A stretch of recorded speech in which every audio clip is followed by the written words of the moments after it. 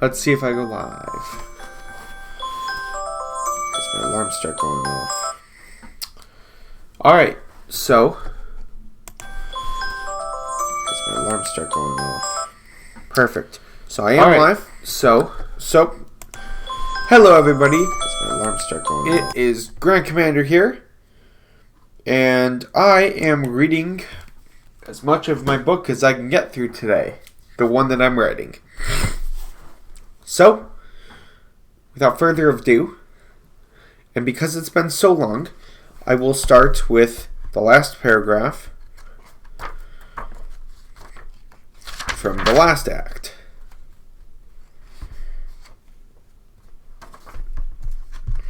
Which, I must say, the act we're coming up on is one of my favorites.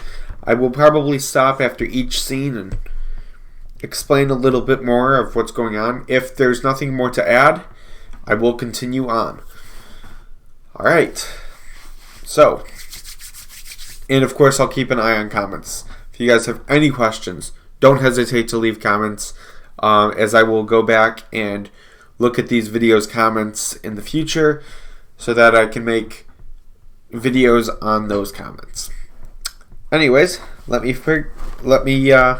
read the last paragraph of Act 2. An image appeared in the center of the arena, labeled Grand Commander. He was a figure of the future that the brothers thought one of them would become. The Protector blew. I'm sorry, that was wrong. The projector blew. As it happened, purple smoke launched into space. The brothers looked at one another in fear. All were concerned for what would come next. Forbidden and Trajecki left to find Uruj. Act 3. Scene 1. A large castle sat on the horizon, made of diamonds and emeralds. The structure shined against the sun's flares. A large orange oval sat at the top as a logo of a kingdom. A young orange alien with 4 blue horns sat at the top of his castle in a large red throne. He looked out the window to see 2 aliens, people who do not belong, one blue and one green. He turned into human form. And so did they. He smiled and took the lift down to the surface to meet them. The brothers walked to the front door and knocked. Uruj welcomed them and offered a feast. They all sat silently around a large table. Uruj broke the silence. I love this planet. I'm sorry for stealing the table, by the way. He finished. Trajecki said, Why did you do it? And where is it? Uruj looked up and pointed to space. I don't know. It vanished after I touched it. My ship nearly exploded because of it. He finished, sending the room into silence once again. They all continued to eat before the final brother entered the room. His hood was red, and he wore a robe that laid upon the floor gently. Red Shadow, you're alive! Exclaimed Forbidden. Good to see you, Red Shadow agreed. Behind him he dragged a woman. Her arms and legs were shackled, and all she wore was a fur poncho. Forbidden couldn't stop looking at the woman. She was, later, thrown into the dungeon. A room that none come out of. So, let me explain. So basically what happened is Uruj had stolen the lost table. Then, out of nowhere, It vanished and exploded, nearly destroying the spaceship. He no longer knows where it is. And now Forbidden is in love with this woman that he doesn't even know. Capiche? Capiche? Cool. Continue. Scene 2. Forbidden snuck out of his room in the middle of the night and nearly crawled to the dungeon. He laughed and took the spiral staircase down. He saw her. He ran to her and stopped just before. As he reached out to touch her, she rejected his hand, whimpered, and flinched. "I won't hurt you, but you have to tell me your name," Forbidden said to her. She looked at him cautiously. She spoke more confidently than he expected. "My name is Life. Who are you? Are you human?" she asked. He looked down and morphed into alien form. "I am Forbidden, and I am a creature created by Manye himself, a brother of the heavens." "Why were you captured?" he asked her. She told him the story, a good one at that, of how she was a slave, pirate, and then a maid used for enjoyment in the evening. She told him how 3 of her toes were taken when one of the pirates went with the pirates, and where she was every step of the way. He fell in love with her immediately. He held her in his arms, and she laid relaxed there all night long. When he woke the next morning, he was aboard a ship that he did not recognize. She and Trijeki piloted the large spaceship. Life wanted to be in love, but didn't know Forbidden well enough.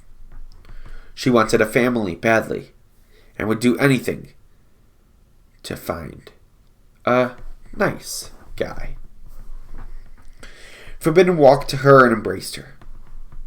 "You slapped my hand hard yesterday," he told her. She smiled and looked at him with her calming yellow eyes. He couldn't stop getting drawn in by her strawberry blonde hair. She was just skimpier than he liked, but knew it wasn't her fault for dressing that way. They were on their way to her homeworld, Lenov. It was a dark blue planet with large golden continents, made of Rengold. Forbidden loved the planet. It would be another 8 years before they would arrive. On the ship, after 7 years, a baby named Jack was born. He had dark red skin and dark blonde hair. Life and Forbidden, after having Jack, got married. They were excited to tell Life's parents about the marriage.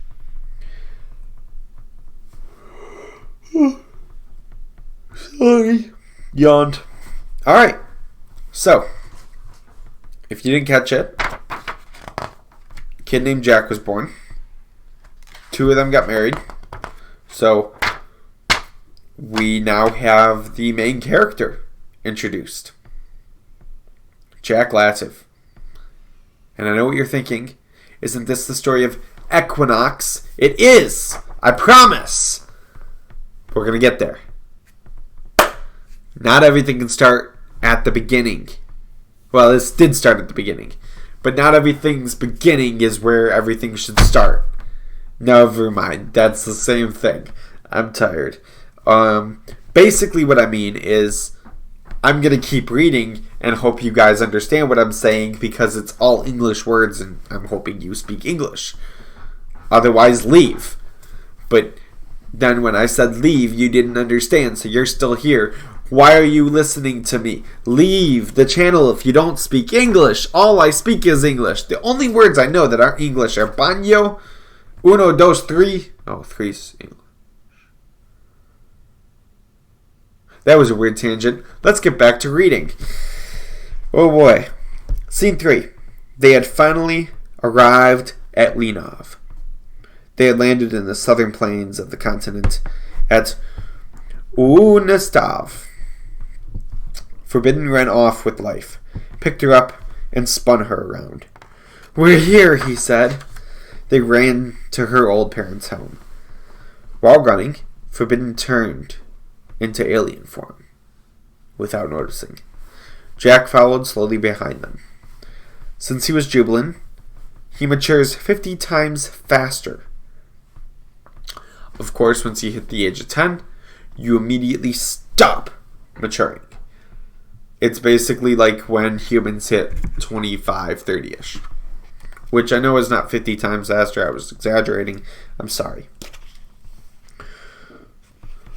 Dr. Neurond greeted them. "Over here. I need to show you something."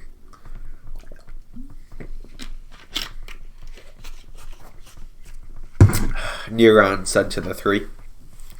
In a small hut about a half-mile from their destination laid a small machine that could get a ship 37 times light speed.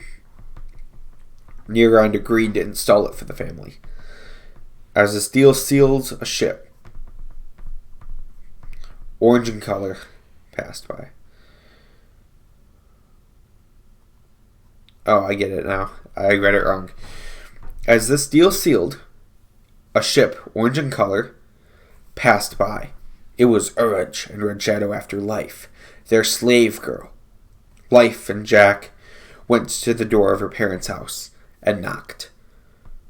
A man opened the door. He had an alien purple face and a gray beard. He walked towards her and looked at Jack and Forbidden, who hid near the garage behind the garage behind the house. "I take it you love him?" Derv asked. "Yes, father," Life said. "This is my son, Jack," Life said to her father. A storm was rolling in behind the house. "Come with us. You won't survive the storm," Life told them. "You can't outrun the storm. You don't have a fast enough fighter," Derv said. Without asking questions, although, Life was very confused. She and her father went to the basement to find a light speed increaser. There was one lodged under a box. It was a circle about 6 inches in diameter. They ran to the ship and threw it in. By the time Forbidden and Jack had already gotten in, I got that wrong too. They ran to the ship and threw it in. By that time, Forbidden and Jack had already gotten in. "Take off, Trajecki," Life yells to him. As they took off, the yellow and orange houses in the distance were blown to bits. Life and Derv hugged. It was good to be back in the family. In a family. She looked at the planet and cried. She remembered how many times when she was young she was raped in the streets. She was angry, but she finally felt loved. Not only by Forbidden, but her father Derv as well. They were finally on their way to Secondary Earth, the peaceful planet. Forbidden, Life, Derv, and Jack had finally arrived back to Secondary Earth after 2 years. It took 4 times less this time because of the light speed increaser and the exhaust couplings that they used that would modify the speed as well. Both of those combined significantly increased how fast they got back. Sorry for that tangent. So far, the planet had no wars. a great democratic government, and a strong trading system with other planets. As the ship landed, Red Shadow walked towards it. He appeared to have something in his hands. The ramp lowered, and Forbidden walked out first. "What do you want, Red Shadow?" he asked. The two disappeared for hours, while Jack and Life stayed with the ship. Forbidden came back with a child in his hands. "Meet Macrot, son of Red Shadow," Forbidden announced. Jack ran to his new brother. He already felt attached somehow. Macrot means the light in the human language. Jack loved the name. So, he finally meets his brother, who's not actually his brother. However, when a Jubilant baby is maturing, it doesn't have any long-term memory. It holds stuff for short-term, remembers some of it for later, but hardly any. So when he met his baby brother, he thought that Life had that baby. Anyways.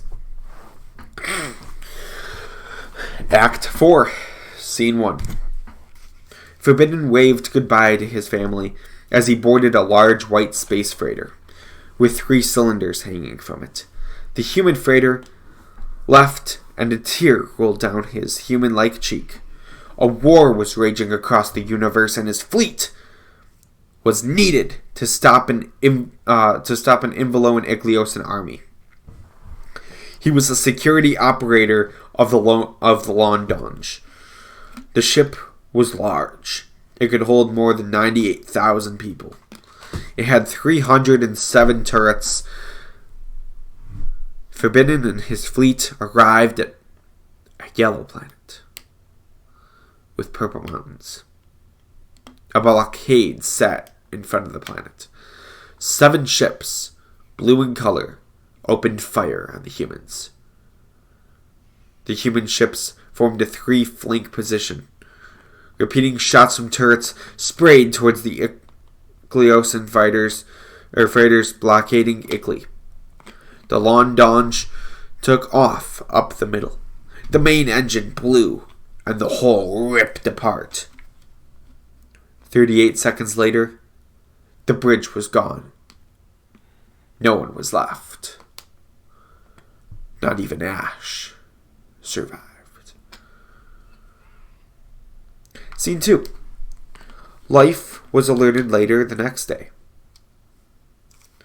Jack and Macrot, now both 9 years old, felt an electrical signal from Life that represented sadness.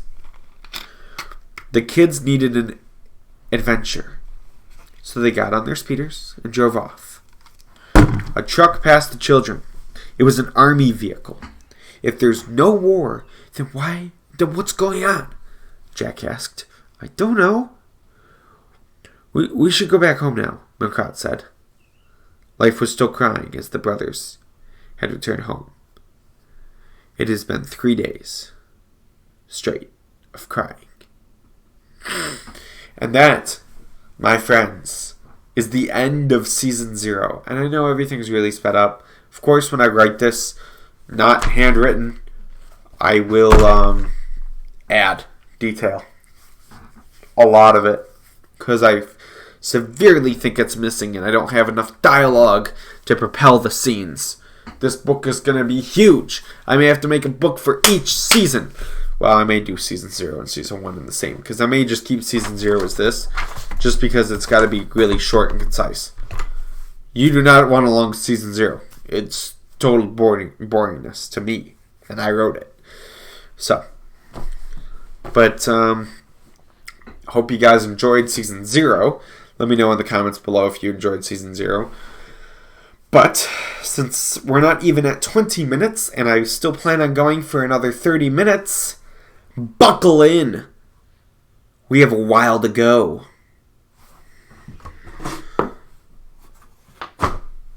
And by a while, I mean, we got like 30 minutes. So maybe we'll get to Equinox today. We'll see. Season 1. Act 1. Scene 1.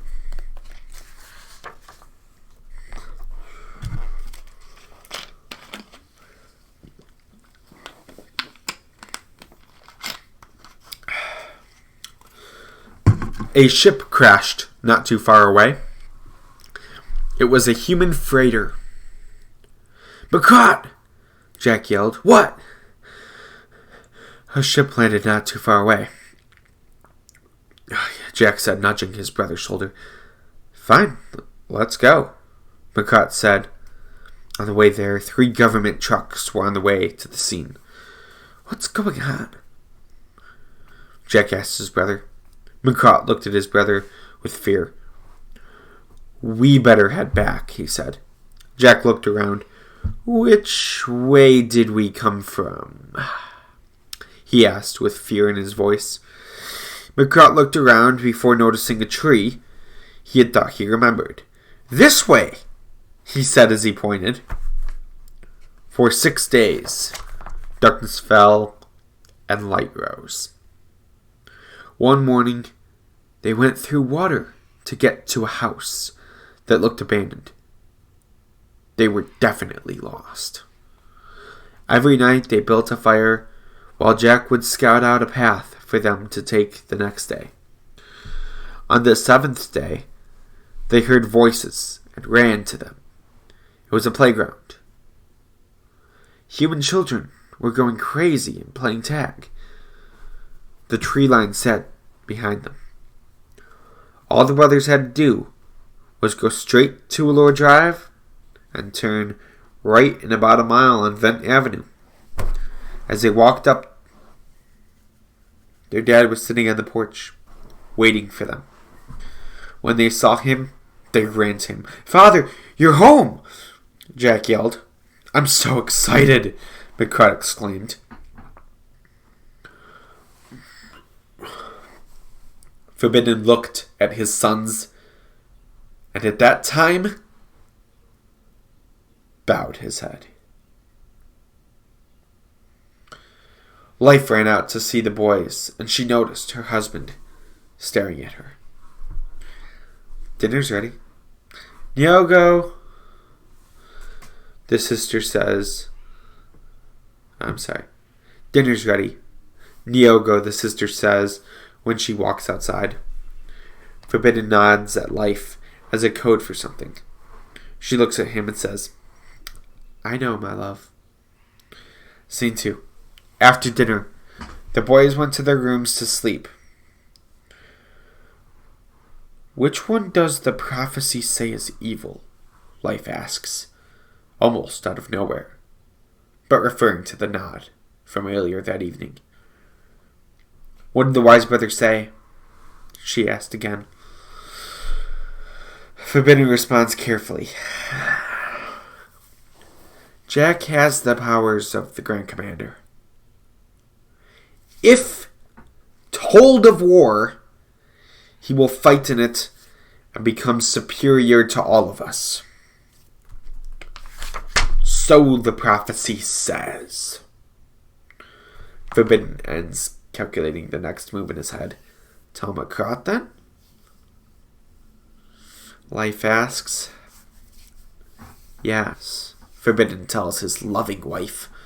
Forbidden and Life go to McCart's room. They knock and enter. "Mother, Father, why do you enter?" Just gonna make a joke, but I'm not going to. He says as he pushes his laptop off his... Never mind. McCart asks as politely as possible. "We need to tell you something," Forbidden and Life said in unison. They sat down on the bed.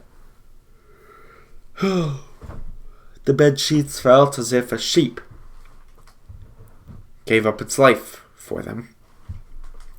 The dark gray pillow matched the color of the walls.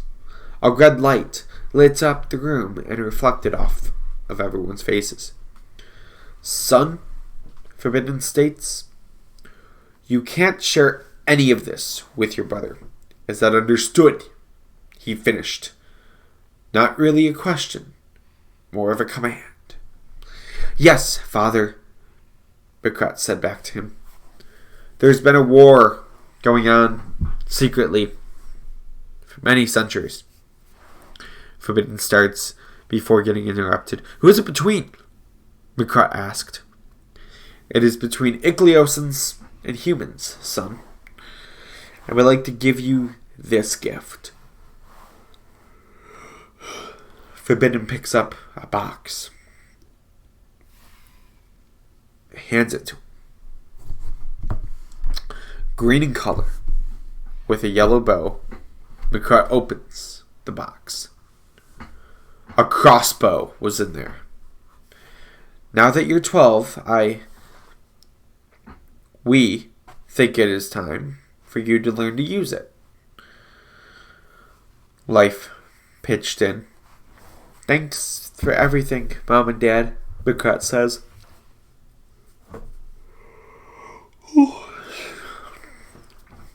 The parents leave the room and close the door behind them.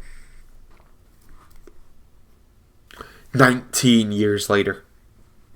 Scene 3. Jack has now started his job as security and defense strategist for the kingdom of Luenvance, ice planet Beigel. Beigel is a name for the ice planet. After Jack was a student at Trijeki University, he had gone on to start his own DNA strands and experiments. Once finished with that, he went on to study strategic analysis of war. Once he started with that rigorous course, he published 2 theories of war tactics. One of them was named the Triple Flank. He now works for the Queen of Beigel, Tria. After 2 nights of no sleep, he was starting to hallucinate. Throughout the civil war on Beigel, he needed all around the clock. He was needed all around the clock. The civil war was between 2 human leaders, Tria and Minerva. War raged on for several years, without end in sight. As Jack entered his light gray quarters for some much-needed sleep, he stumbled against a wall. A vision from the heavens proved relevant at this time. Darkness overtook this universe. It was the Neotranja. Jack fell to the ground, yelling, "Neotranja, stop!" Tria, believing he was working for and contacting the Neotranja, banished him to the planet known by 3 names: Hell, Smoke Planet, and Ozgen were universal terms for it. When Jack regained consciousness, he was on the surface of Ozgen. "What the hell?" Jack asked, confused. "She banished you too, eh?" a stranger asked, curiously. "Yeah," Jack started.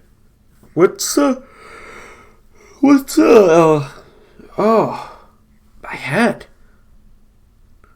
What is the Neotranja?" he finished. The old stranger looks at Jack and said, "Oh, you're serious. They're creatures against the humans on the planet Beigel." When the man stopped talking, Jack's face went from confused to angry and back to confused. I was told we were against other humans in the Civil War," Jack started. "Your life is a lie. Your family deceives you. Your friends are your enemies," the man says before pulling him by the neck towards a cave and shoves him in, basically. That's the end of scene 3. I know I cut really fast through scene 3. However, I have written this scene hundreds of times. I have it perfect now, so I will use one of those for that. I just wanted to have it here, so I knew to add it at that point, basically. And give a quick recap in case I want to use some of those wordings. But other than that, we're all set. Alright, scene 4. 5 scientists stood around a large circular table in the middle of the dark cavern. The red glow from the center of the table had lit up shelves of DNA.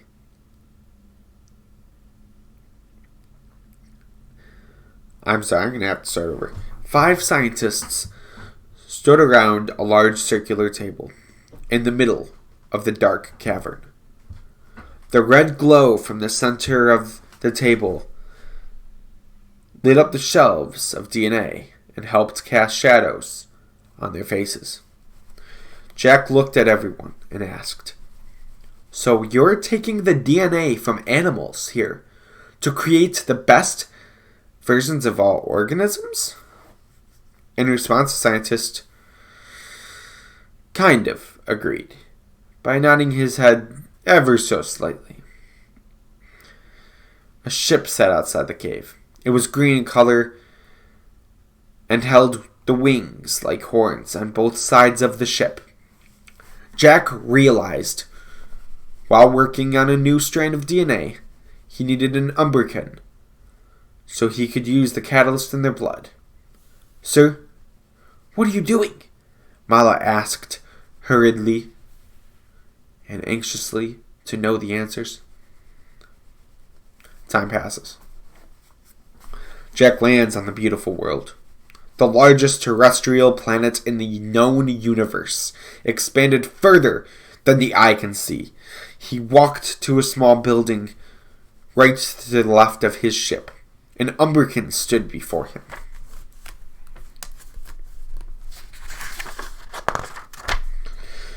"Why are you here?" the Umbrican said in a strange Umbrican dialect. "I need someone of royal descent to..." Man, I butchered all that up. "I need someone of royal descent to create a cure for Nitrogen disease. The disease that killed Jack's ex-wife, Heather. He felt lost without her. She was destined to be the queen of secondary in the future. She was the love of his life. The Nitrogen disease affected the Umbricans more than anyone else. A cellular disorder that could spread like cancer, but was never able to be diagnosed properly. Jack was so close to finding the cure. He showed charts, reports, and other statistics to show why he needed the king's offspring. "I want her back alive," the king told Jack. He gave him his youngest daughter, Naomi. Naomi's blood would need to be vialed and taken apart so Jack could study it. 6 months later, another cave lay nearby the one inhabited by the scientists. In the other one lived a group of exiles who called themselves Utan Raiders. Ozgen looked so beautiful that night. The Utan Raiders came out at night and stole several things, including Naomi. Scene 5. Jack went searching for Naomi the next day, finding pieces of her golden clothing led him to believe that she was most likely raped. A body of a 4-legged animal lay nearby. Jack had now finished the synthesis of the new vaccine, and it was ready for testing. He packed it in his bag, along with the corpse of Naomi. He would now take her body to her father. Time passes, however long it takes to get to Umbrica. The king of Umbrica looked at Jack with disappointment. 3 guards met Jack and told him that he would pay.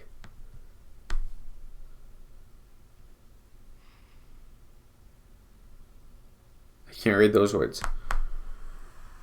So he ran as fast as he could to the ship. The vial that held incredible healing power laid in his back pocket. One of the guards pulled out a kinetic energy projectile. Kind of like a missile, but with no explosives. A 2-ton rocket-shaped piece of metal launched towards Jack. So he ducked. The missile only grazed his face. However, moving more than 600 times the speed of sound caused Jack's face to be severely damaged. Jack knew he wouldn't survive. And all he had was the vial on him. So, he grabbed the vial, attached a syringe, and injected it into his neck. Everything went dark. Did he die? Act 2. A being more powerful than any other was drifting through the wall of dimensions.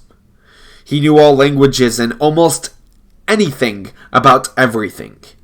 He was the supreme being.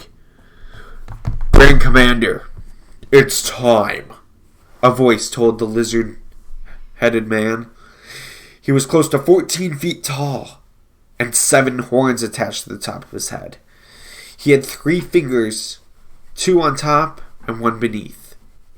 Each of them had nails grown to a point and measured close to 6 inches long.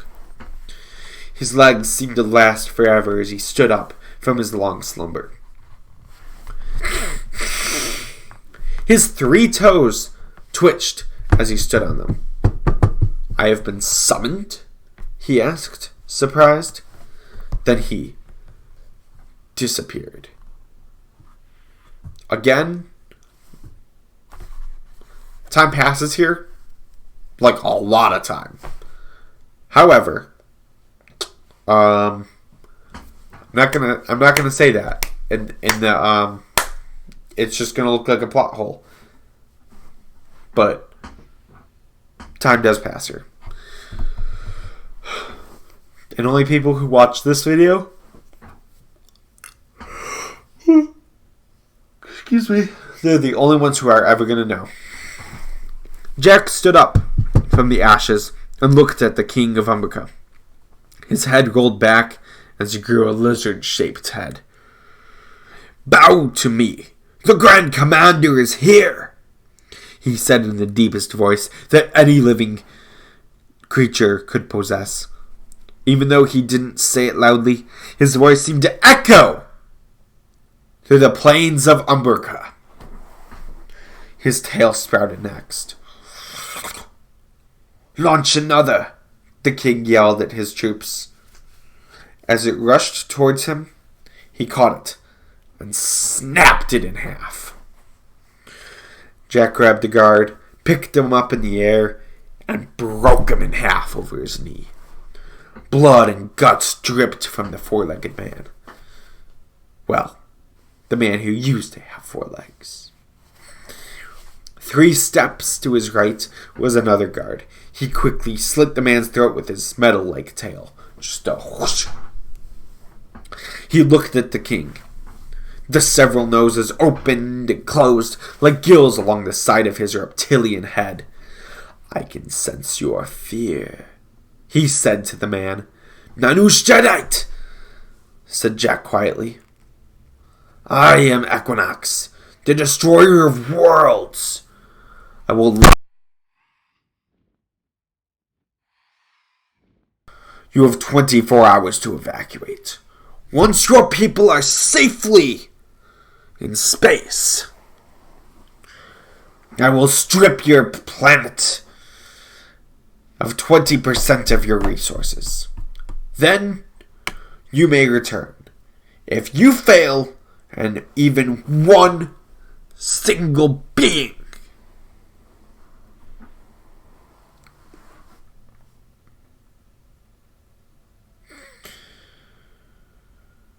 rebels, I will kill every last one of you. Strip your precious planet and crumble it into space dust. He finished. The king gave the word to evacuate. All Umbricans were off-world within 15 hours. I, Grand Commander Equinox, summoned my troops and the extraction of resources began. I slightly soaked in the crust and core, a small circle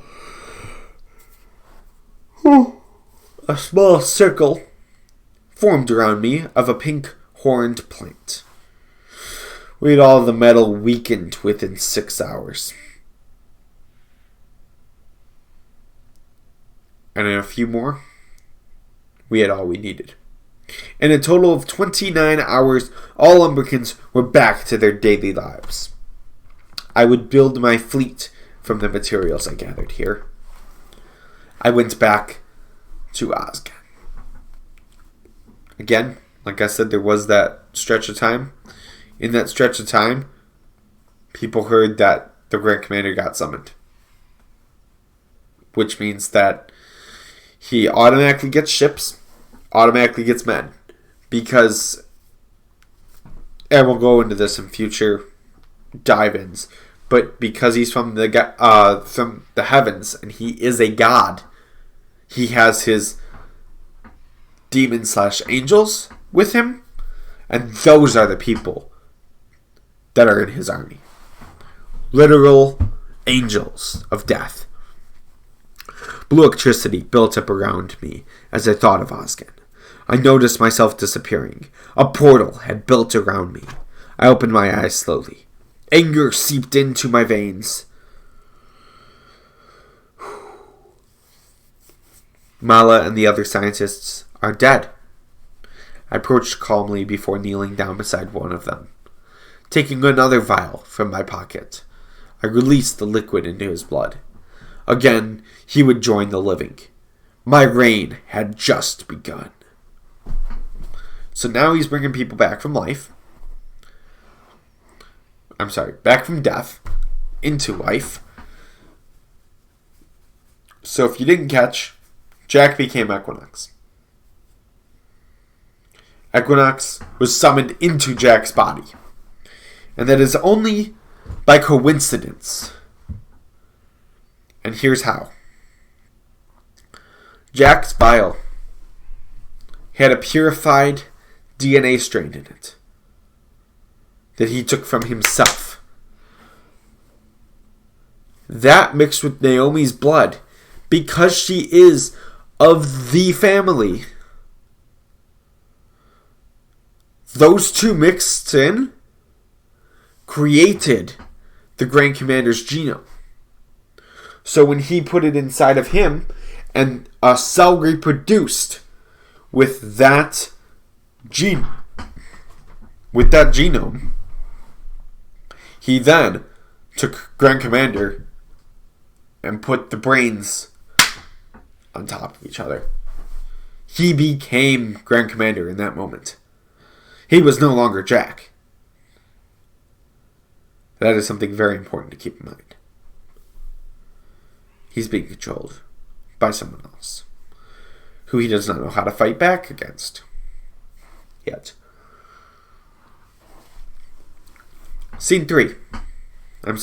Act 3. Scene 1. I stood on a balcony on my ship. Mala stood next to me. Someone was rebelling in the Notoria region. Mala whispered to me. Drop the bombs! I ordered him. He commanded the officers to follow these orders. Ickley laid beneath me. The aliens on this world ran to tunnels underground as my bombs hit the gray mountains and turned them purple. The yellow creatures were now gone. Maybe I killed them all.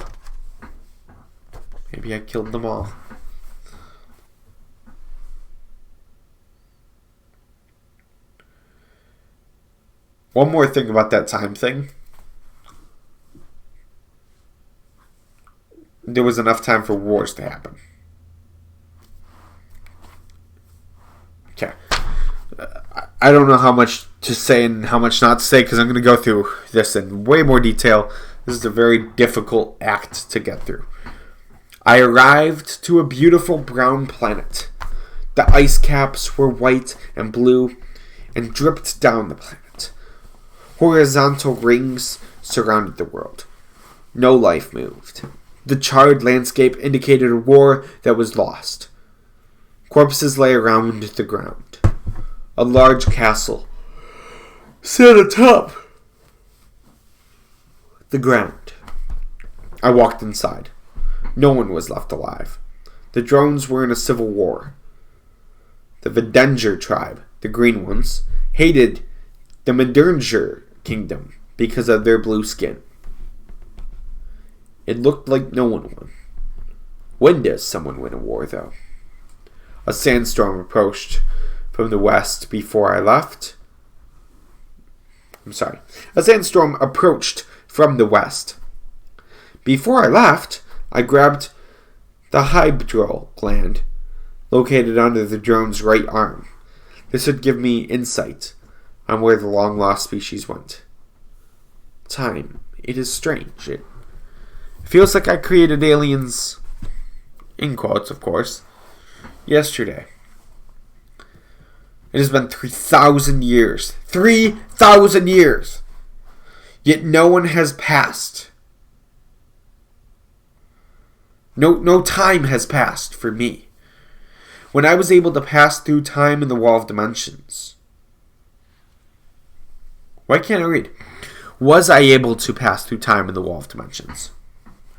What is time? Anger rushed into me. How could my brother keep knowledge of the war from me? I should bring darkness upon his soul. A portal opened around me. I vanished, reappearing on secondary Earth.